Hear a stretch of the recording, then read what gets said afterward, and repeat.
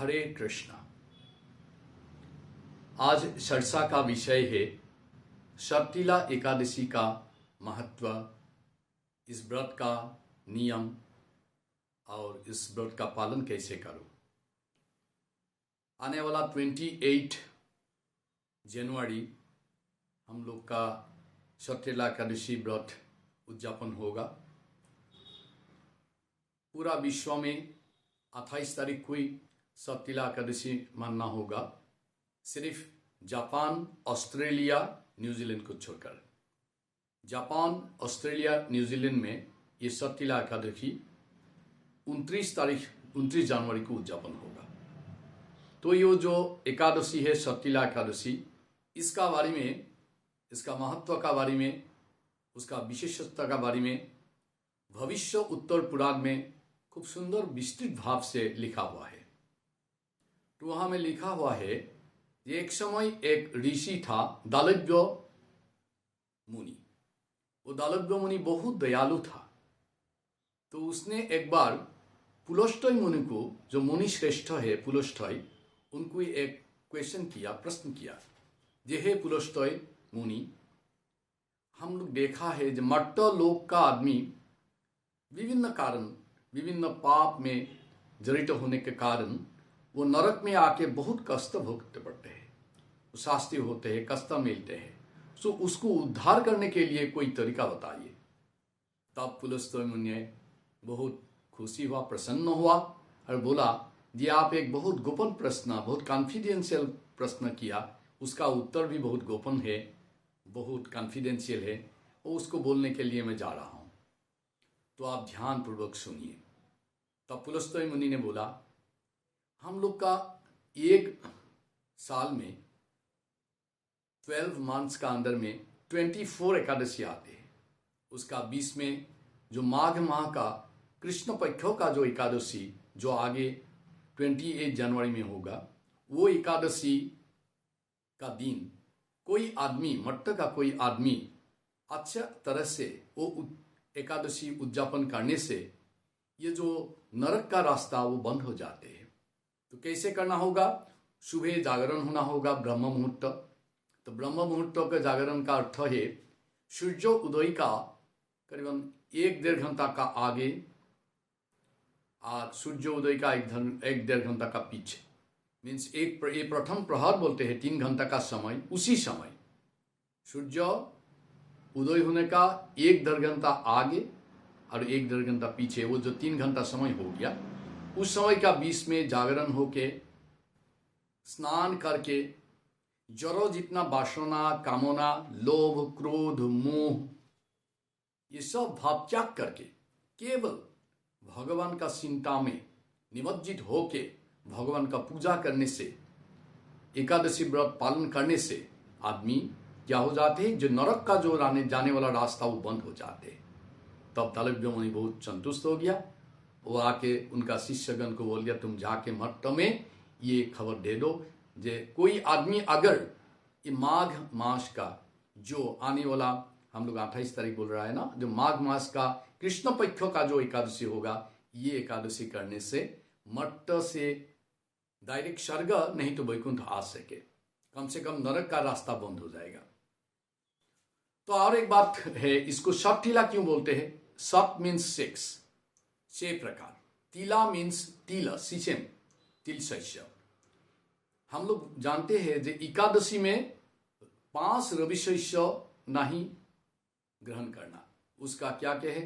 गम, जौ, चावल, गेहूं, सरसों, सो ये सब नहीं ग्रहण करना। शस्य, तिल भी उसका अंदर में ही है। लेकिन एक ही एकादशी है शर्तिला एकादशी, जिस दिन में तिल को ग्रहण करना, तिल को 6 प्रकार क्रिया करना जरूरी है। तो पहला है तिल का स्नान, तिल स्नान। तो क्या करना होगा? ये एक पात्र में जहां हम स्नान करने के लिए पानी रखा है, उसमें थोड़ा तिल डाल देना, डाल के वही पानी से स्नान करने से तिल स्नान हो गया। ये पहला क्रिया हो गया। दूसरा क्रिया है तिल को शरीर में धारण करना। तो क्या करना होगा? तिल का कोई पेस्ट बना के शरीर में लेपन करना होगा, नहीं तो 2-3 तिल सिर में रख देना, नहीं तो कान में 2 तिल रख देने से भी शरीर में तिल धारण हो जाएगा। द्वितीय क्रिया। दूसरा क्रिया। तीसरा क्रिया है तिल तर्पण। हमारा पूर्व पुरुष जन के लिए तिल तर्पण करना। कोई कोई आदमी अग्नि में तर्पण करते हैं, कोई कोई आदमी पानी में तर्पण करते हैं। ये तृतीय क्रिया। चतुर्थ क्रिया है तिल का भोजन, जो एकादशी में, आम एकादशी में ये नहीं करना, लेकिन इस षट्टिला एकादशी में ये करना जरूरी है। थोड़ा तिल, 2-3 तिल खा लेना, नहीं तो तिल से लाडू बना के खा लेना। लेकिन लाडू बनाने का समय थोड़ा ध्यान रहना चाहिए, इसमें शस्य मिक्स ना हो जाए। तो तिल गुड़ का साथ मिक्स करके लाडू बना के खा सके तो तिल भोजन हो गया। उसका बाद है तिल दान। कोई ब्राह्मण को, कोई वैष्णव को थोड़ा तिल दान करना। और तिल दान ग्रहण, कोई आपको तिल दिया हुआ, उसको आप ग्रहण कर लीजिए।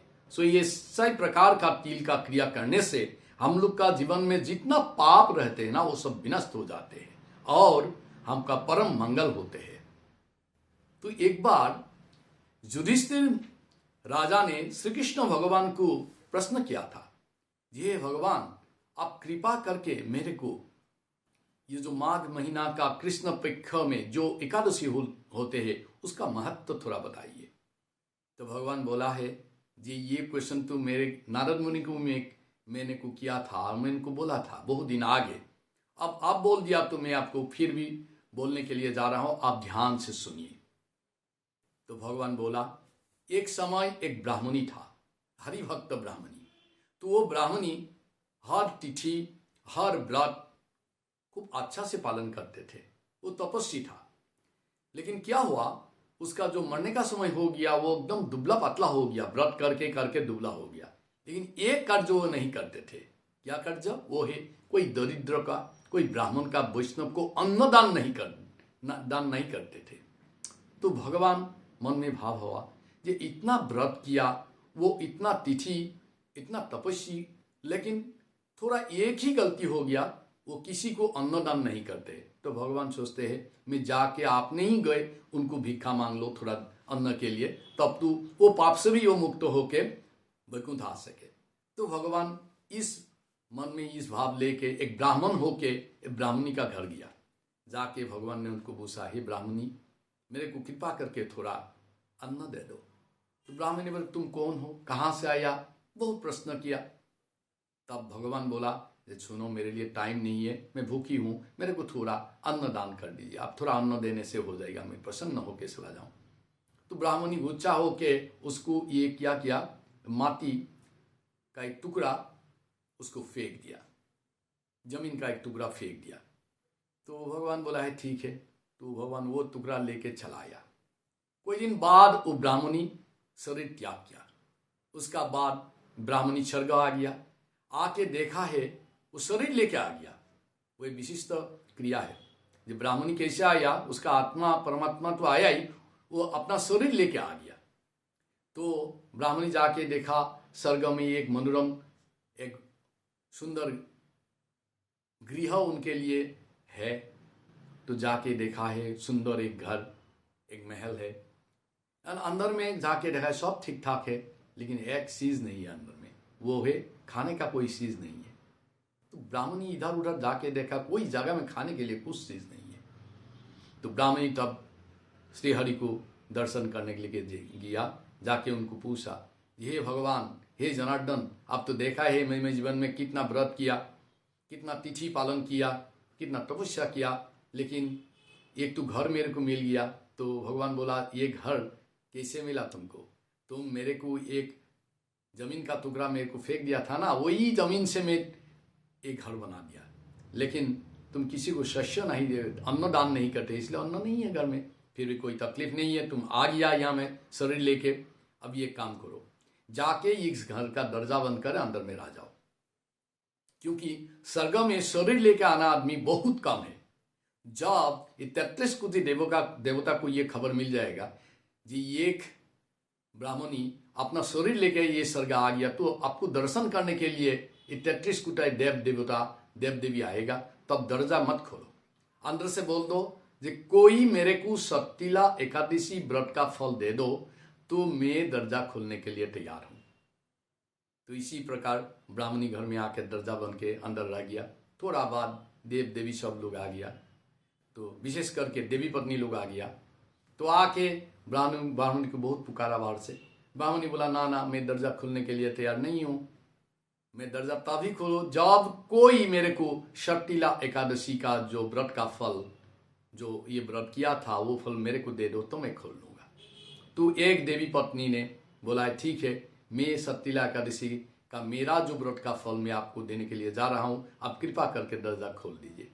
तब ब्राह्मणी दर्जा खोल दिया। खुलने का समय ही उनका शरीर दिव्य हो गया और घर पूरा शस्य खाद्य से भर गया।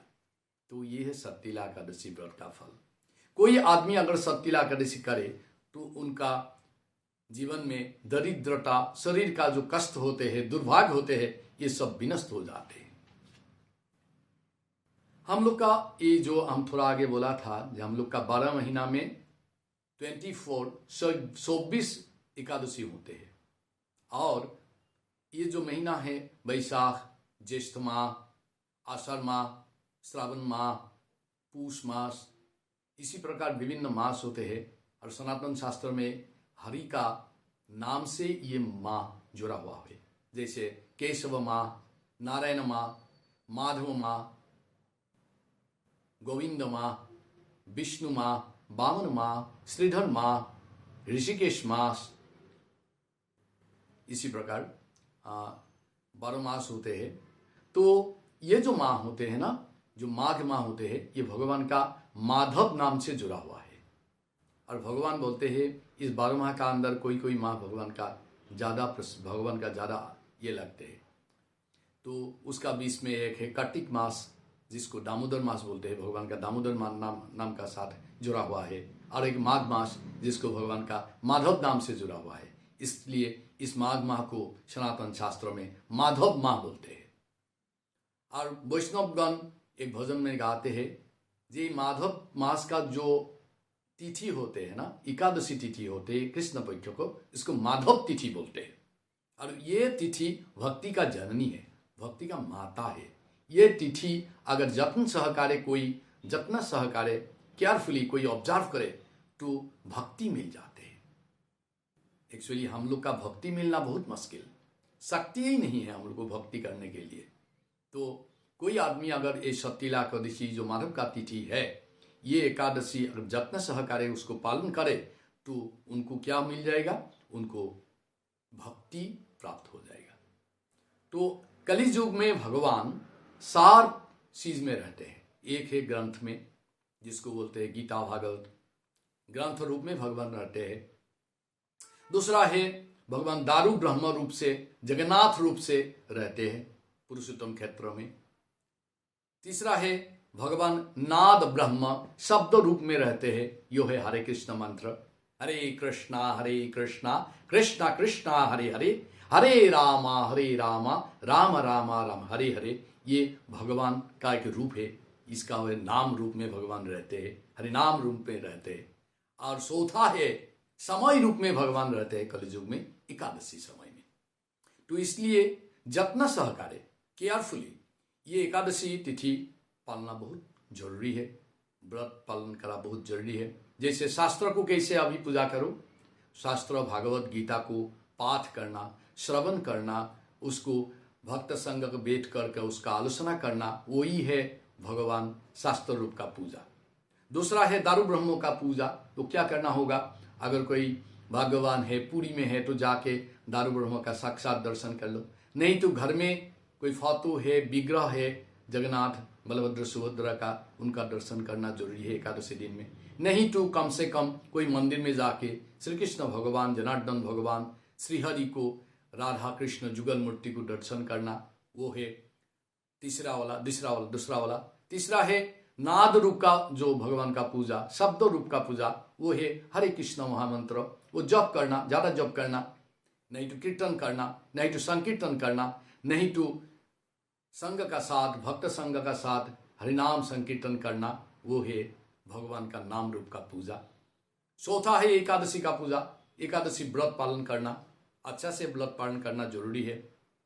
तो ये जो एकादशी व्रत का पालन, ये एक दिन का एक्चुअली व्रत नहीं, ये 3 दिन का व्रत है।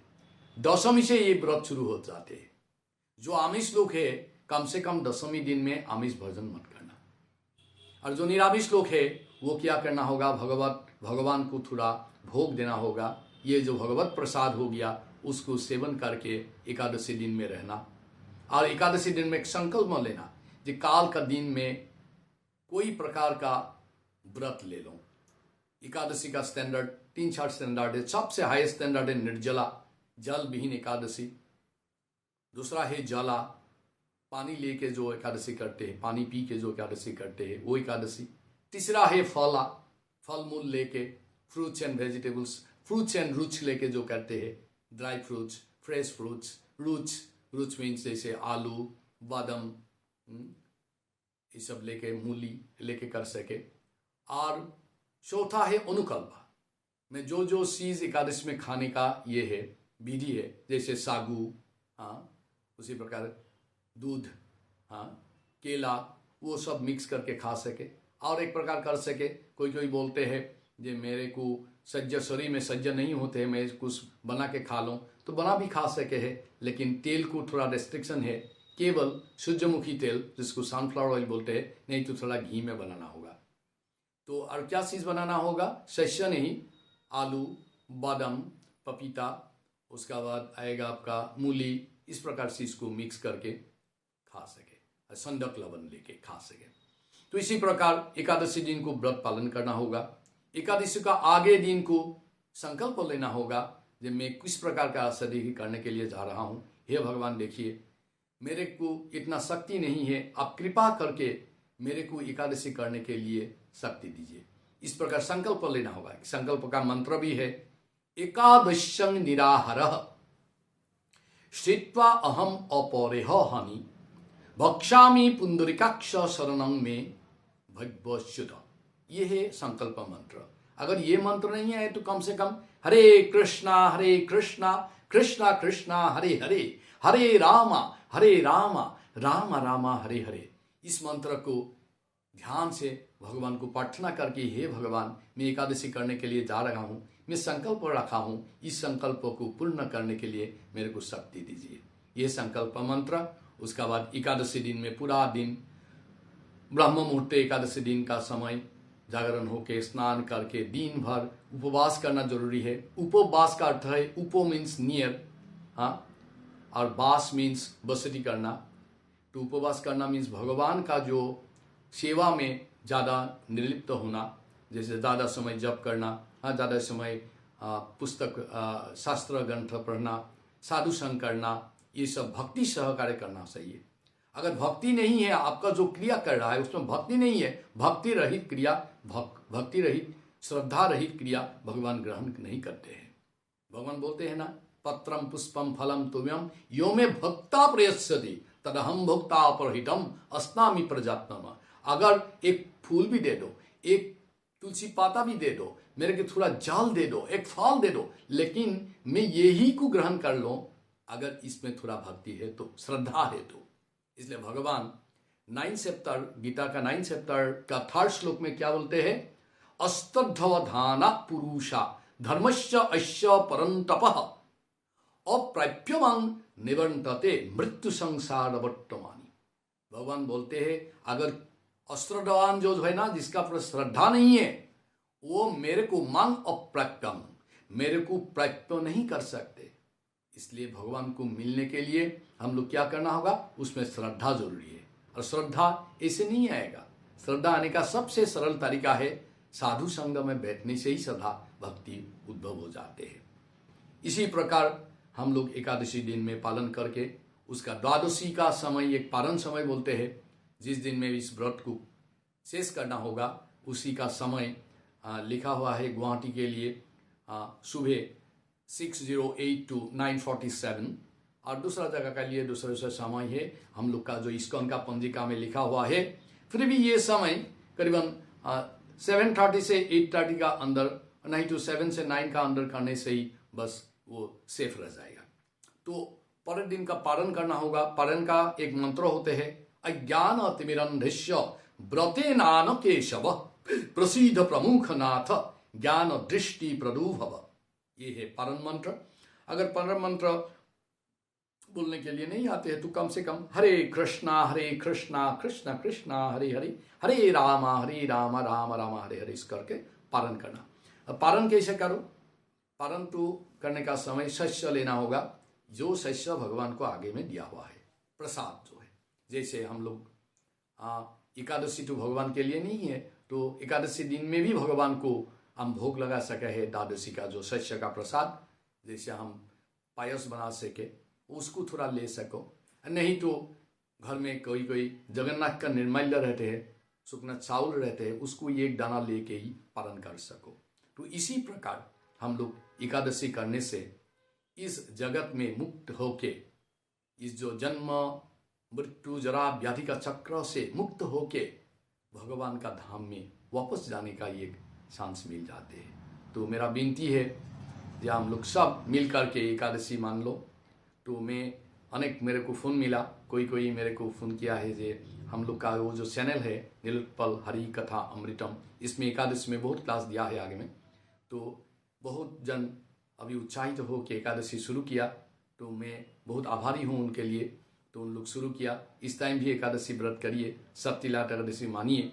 कोई आदमी मेरे को और एक प्रश्न करते हैं जी हमारा घर में ये गुजर हो गया, हमारा घर में किसका जन्म हो गया, माताजी लोग का प्रॉब्लम हो गया, तो एकादशी कर पाऊँ कि नहीं? तो उत्तर है एकादशी का कोई सुआ नहीं है। एकादशी परम पवित्र है। तो घर का कोई आदमी गुजर गया, घर में कोई आदमी जन्म हुआ, माताजी का कुछ प्रॉब्लम हुआ, किसी प्रकार में भी एकादशी करना जरूरी है। उसका उम्र का भी कोई ये दिक्कत नहीं है। शास्त्र में कोई शास्त्र में लिखा है 8 साल से 80 साल तक, कोई शास्त्र में 5 से 80 साल तक। तो हर जितना शक्ति है हम लोग का उतना ही हम भक्ति करना चाहिए। जैसे हम लोग का कोई प्रॉब्लम है, शरीर का प्रॉब्लम है, तो निर्जला करने का उत्सु ही नहीं होना चाहिए, जला करने का उत्सु ही नहीं होना चाहिए। और क्या करना जरूरी है? आप दीवार भी लगा सके, मेडिसिन ले सके। मैं एक बार गुरु महाराज से पूछा जे महाराज, गुरु महाराज मेरे को, हम लोग को कोई आदमी पूछते हैं तो मेरा कुछ तकलीफ है तो मेडिसिन ले सको कि नहीं? अगर ये मेडिसिन आपका लाइफ के लिए जरूरी है तो लेना जरूरी, उसमें एकादशी भंग नहीं होगा। अगर संभव है जो ये नहीं लेने से भी चलेगा तब तो ठीक है, नहीं तो कोई प्रेशर का मेडिसिन, थायराइड का मेडिसिन वो लेके चलना जरूरी है। ठीक है, तो आज के लिए इतना ही। तो मैं सबको विनती करता हूँ, मेरे को आप कृपा करके आशीर्वाद करिए जे आप लोग को अच्छी तरह इसी प्रकार आपको सेवा करने का सब समय मेरे को एक तो शक्ति भगवान दे दे। और सत्तिला एकादशी हम लोग सब मिलके खूब आनंद से सत्तिला एकादशी व्रत को पालन करो। हरे कृष्णा।